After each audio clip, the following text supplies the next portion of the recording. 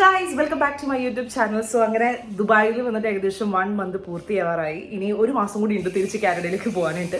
അതിന് മുമ്പായിട്ട് എന്തായാലും മമ്മി ഉണ്ട് ഇവിടെ ദുബായിൽ. ഇത് കഴിഞ്ഞ് നേരെ ഞാൻ നാട്ടിലേക്ക് പോകും. അപ്പോൾ എന്തായാലും ഇവിടെ വന്നതിന് ശേഷം ഇപ്പോൾ ഫിഷ് മാർക്കറ്റിൽ നിന്ന് കുറച്ച് ഞണ്ട് കിട്ടിയിട്ടുണ്ട്. മമ്മിയുടെ എന്താ ടേസ്റ്റി ആയിട്ടുള്ള ഫുഡൊക്കെ കഴിച്ച് ഇങ്ങനെ സുഖിച്ചിരിക്കുന്ന സമയത്ത് ഞാൻ വിചാരിച്ചു എന്തായാലും ആ ഒരു വീഡിയോ എടുത്താൽ എന്താ എന്ന് ഞാൻ ചിന്തിച്ചു. മമ്മിയുടെ അടുത്ത് ഞാൻ പറഞ്ഞിട്ടുണ്ട് എന്തായാലും ഞണ്ട് ഉണ്ടാക്കാൻ നേരത്തെ എന്നെ കൂടി വിളിക്കണം എന്ന് പറഞ്ഞിട്ടുണ്ട്. So she is already here. Mummy ഞണ്ടൊക്കെ നന്നാക്കിക്കൊണ്ടിരിക്കുകയാണ്. അപ്പൊ മമ്മി എനിക്ക് ഇതെങ്ങനെ ഉണ്ടാക്കണമെന്നൊക്കെ പറഞ്ഞിട്ടില്ലേ? പിന്നെ അല്ല. അപ്പൊ പിന്നെ എന്തായാലും നമുക്ക് വീഡിയോയിലേക്ക് പോകാം. മമ്മി ഇത് നന്നാക്കട്ടെ, എന്നിട്ട് നമുക്കത് ഉണ്ടാക്കുന്നത് എങ്ങനെയാണെന്ന് ഞാൻ കാണിച്ചു തരാം.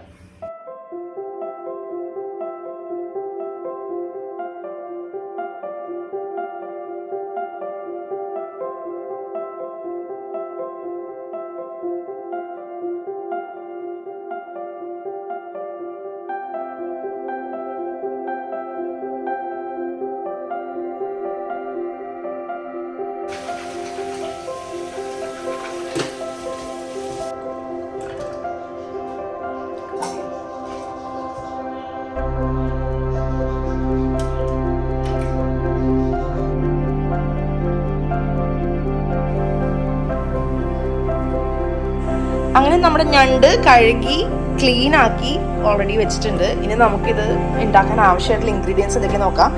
മമ്മി ഇവിടെ 2 തക്കാളി എടുത്ത് വെച്ചിട്ടുണ്ട്, പിന്നെ ഒരു സവാള, ഇത്രയും വലിപ്പമുള്ളൊരു ഇഞ്ചി, പിന്നെ കുറച്ച് കറിവേപ്പില. ഇത് ഇത്ര പച്ചമുളക് ഉണ്ടാവും? ഒരു 5 പച്ചമുളക്. പിന്നെ മമ്മി ഒരു ഫുൾ ഇങ്ങനെ കുടം ഉള്ളി എടുത്തിട്ടുണ്ടായിരുന്നു. അപ്പോൾ ഇത് ഏകദേശം ഒരു 4-5 അല്ലി ഉണ്ട് ഇത്. അപ്പോൾ ഇത്രയാണ് നമുക്ക് ആവശ്യമായിട്ടുള്ളത്. ഇനി നമുക്ക് നേരെ പ്രിപ്പറേഷനിലേക്ക് കിടക്കാം. ഓക്കെ, അപ്പോൾ ചട്ടി ഓൾറെഡി മമ്മി ഗ്യാസിൽ വെച്ചിട്ടുണ്ട്. ഇനി ഇതെല്ലാം ഇനി എന്താ ചെയ്യാൻ പോണെന്ന് വെച്ച് കഴിഞ്ഞാൽ ചോപ്പറിൽ ഇട്ടടിക്കും. അപ്പോൾ ചോപ്പറൊക്കെ ഇവിടെ റെഡിയാണ്. ഓക്കെ, ചോപ്പറിൽ ഇടുന്നേക്കാളും മുമ്പ് ഇഞ്ചിയൊക്കെ ജസ്റ്റ് ആയിട്ട് ഒന്ന് ചതച്ച് കൊടുക്കുന്നുണ്ട്, അല്ലെങ്കിൽ അത് അരിഞ്ഞിട്ടാൻ പാടായിരിക്കും. ജസ്റ്റ് ഒന്ന് ചതച്ചിട്ട് അത് നേരെ ചോപ്പറിലേക്ക് ഇടും.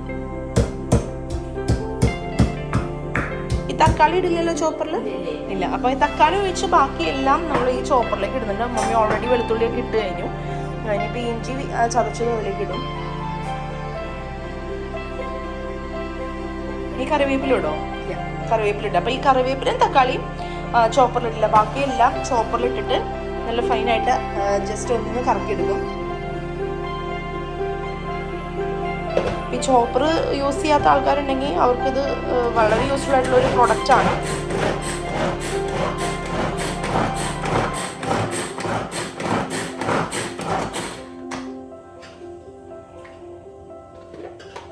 ഇങ്ങനെ ഈസി ആയിട്ട് ഇങ്ങനെ ഇത് വരും.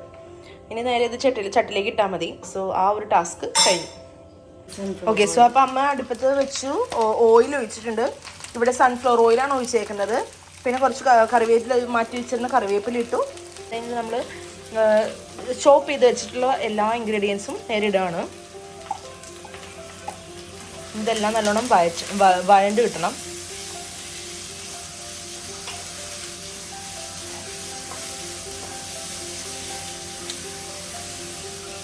നമ്മുടെ ഈ ഇൻഗ്രീഡിയൻസ് ഒക്കെ ഒന്ന് വഴണ്ട് വരുന്ന ഗ്യാപ്പിൽ നമുക്ക് നമ്മൾ എടുത്ത് വെച്ചിരിക്കുന്ന തക്കാളി ചെറിയ കഷ്ണങ്ങളായിട്ട് അരിയാം. മമ്മി അത് നീളത്തിൽ ഇങ്ങനെ അരിയുന്നുണ്ട്.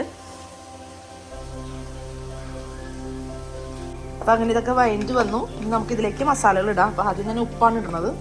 ഉപ്പ് മമ്മിയുടെ ഒരു കണക്കിനിടാണ്. ഏകദേശം എത്ര ടേബിൾ സ്പൂൺ ഉണ്ടാവും മമ്മി? ഒരെണ്ണം ഉണ്ടാവുമോ? ഒരു ടേബിൾ സ്പൂൺ ഉണ്ടാവും. ടേബിൾ സ്പൂൺ മഞ്ഞൾപ്പൊടി,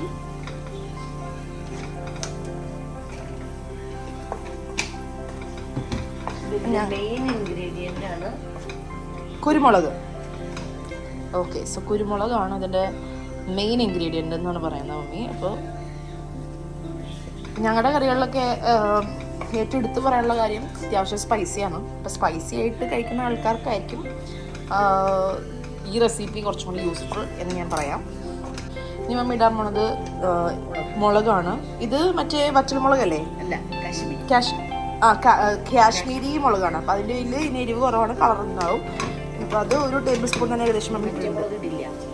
ഓക്കെ, എരിവുള്ള മുളക് ഇതിനിടുന്നില്ല, കാരണം നമുക്ക് കുരുമുളക് അത്യാവശ്യം കൂടുതലിട്ടതിൻ്റെ പേരിൽ മറ്റേ മുളകിൻ്റെ ആവശ്യമില്ല. അപ്പോൾ ഇതെല്ലാം കൂടി വഴറ്റാം. ഇനി ഇടാൻ പോകുന്നതാണ് മല്ലിപ്പൊടി. 1 ടേബിൾ സ്പൂൺ. ഓക്കെ, മല്ലിപ്പൊടി ഏകദേശം 1 ടേബിൾ സ്പൂണിന് ഇതുണ്ട്. ടേബിൾ സ്പൂൺ എന്ന് പറഞ്ഞപ്പോൾ ഒരു അത്യാവശ്യം സ്പൂൺ ഇങ്ങനെ നിറച്ച് എടുത്തിടുന്നുണ്ട്.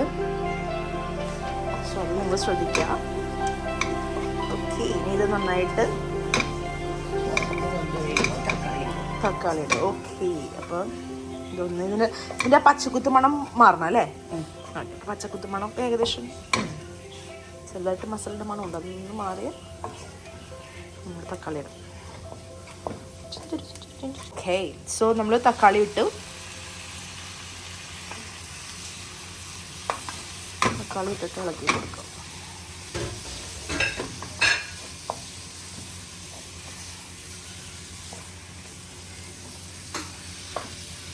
വെള്ളം ചേർക്കുന്നുണ്ടോ ഇല്ലേ? ഓക്കെ, അപ്പം ചൂടുള്ള വെള്ളമാണ് നമ്മളിതിൽ ചേർക്കുന്നത്. അതിനിപ്പോൾ മമ്മി അതിന് വേണ്ടിയിട്ട് ഓക്കെ മമ്മി അപ്പോൾ അതിന് വെള്ളം ചൂടാക്കിയ വെള്ളം ചേർക്കാനാണ് പറയുന്നത്. അപ്പോൾ ചൂടാക്കിയ വെള്ളം ഒന്നില്ലെങ്കിൽ നിങ്ങൾ കുറച്ച് വെള്ളം നേരത്തെ ചൂടാക്കി വെക്കുക, അല്ല എങ്കിൽ കെറ്റിലുള്ളവരാണെങ്കിൽ അതിൽ ചൂടാക്കിയിട്ട് നേരെ ഇതിലേക്ക് ഒഴിക്കാം. 1 ഗ്ലാസ് വെള്ളം മതി അല്ലേ? ഓക്കെ, ചിലപ്പോൾ ഈ തക്കാളിയൊക്കെ ഒന്ന് നല്ലോണം ഉടയാനൊക്കെ ആയിട്ടായിരിക്കും ചേർക്കുന്നത് അല്ലേ? ഞണ്ടിന് വേവാൻ എളുപ്പത്തിൽ വേവാൻ വേണ്ടിയിട്ട് ചൂടുവെള്ളം ചേർക്കണം. ഓക്കെ, അപ്പോൾ ഇപ്പം നമ്മൾ ഏകദേശം തക്കാളി പറഞ്ഞിട്ടുണ്ട്. നമ്മൾ ചൂടുവെള്ളം ഒഴിച്ചിട്ടില്ല, പക്ഷെ അതിന് മുമ്പ് നമുക്ക് ജസ്റ്റ് മസാലയൊക്കെ ഒന്ന് നോക്കാം, എല്ലാം പാകത്തിനുണ്ടോ, ഉപ്പും മുളകൊക്കെ പാകത്തിനുണ്ടോ നോക്കാം. അപ്പം ഞാൻ നോക്കാൻ പോകണം. ഉപ്പൊക്കെ ഉണ്ട്, മുളക് ഇച്ചിരി മുമ്പോട്ട് നിൽക്കണം. അതെന്തായാലും ഞണ്ടിടുമ്പോൾ സെറ്റ് ആവും. Okay, good. ഇപ്പം ചൂടുവെള്ളം നമ്മൾ ഒഴിക്കുകയാണ്. അതാരാ ഹായ് ഹായ് ഹായ്, വരുന്നുണ്ടോ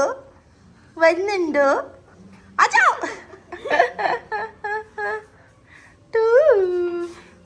ഓക്കെ, അപ്പം നമ്മളത് ഒഴിച്ചു. ഇനി നേരെ ഞണ്ട് പാത്രം പോരെ? ക്ലീൻ ആക്കിയ ഞണ്ട് ഇതിലേക്ക് ഇടും. ഓക്കെ, തിളക്കണോ ഇത്? ഇത് ഏകദേശം തിളച്ചോണ്ടിരിക്കുകയാണ്. അപ്പം ഇനി നമുക്ക് പതിയെ ഞണ്ടിടാം ഇതിലേക്ക്. ക്ലീൻ ആക്കി വെച്ചിരിക്കുന്ന ഞണ്ട് ഓക്കെ, ഇത് എത്ര നേരം എടുക്കും ഇത് ആവാനായിട്ട് കറി? ഇത് ശരിക്കും പെരളനായിട്ട് വരണം. എത്ര നേരം എടുക്കും? നോർമലി എത്ര സമയം എടുക്കും? നോർമൽ ഒരു 10 മിനിറ്റ്. 10 മിനിറ്റ് മതിയാവും. ഓക്കെ, അപ്പോൾ വേഗം പണി കഴിയണ ഒരു ഇതാണ്. ഇത് മൂടി വയ്ക്കുകയാണ്. ഒരു 10 മിനിറ്റ് കഴിഞ്ഞിട്ട് ഒന്ന് നോക്കാം. അങ്ങനെ ഞണ്ടടുപ്പത്ത് വെച്ചിട്ട് ഏകദേശം 10 മിനിറ്റ് ആയിട്ടുണ്ട്. അപ്പം എന്താണ് അവിടുത്തെ അവസ്ഥ എന്ന് നോക്കാം. നല്ല മണം ഉണ്ട് മീ, നല്ല മണം. കേടര് ഇവിടെ വന്നിട്ടേ റൂമിൽ ബെഡ്റൂമിൽ എന്ന് പറയാണ് നല്ല മണം വന്നിട്ടുണ്ട്. നല്ല മണം പറഞ്ഞിട്ട് പോയേ. പിന്നെ കൊള്ളാം, നൈസ്. ഇതിനി ട്രൈ ആക്കോ? ഇല്ല, മതി ഇത്ര മതി. ഫൈനലി നമ്മൾ ഞണ്ട് കറി റെഡി ആയിട്ടുണ്ട്. ആഫ്റ്റർ 2 long years ഞാൻ വീണ്ടും ഞണ്ട് കഴിക്കുകയാണ്. അതിൻ്റെ ഉള്ളിൽ തന്നെ ആ എക്സൈറ്റ്മെൻറ്റ് പറഞ്ഞറിയിക്കാൻ വയ്യ. Because I love sea food like anything. അതിൻ്റെ ഉള്ളിൽ തന്നെ വീഡിയോ എനിക്ക് എടുക്കുന്ന നേരത്തൊന്നും പറയാൻ പറ്റുന്നില്ല, ബിക്കോസ് വായിൽ നിന്ന് വെള്ളം ഊറുമായിരുന്നു. ഓ മൈ ഗോഡ്, അതിൻ്റെ ടേസ്റ്റ് പറഞ്ഞറിയിക്കാൻ വയ്യ. You guys should definitely try it and let me no your feedback. So ഇനിയും നല്ല നല്ല റെസിപ്പി ആയിട്ട് വരണമെങ്കിൽ I need your support. So if you are watching my video for the first time, please do subscribe my channel. See you on another video. Till then, bye.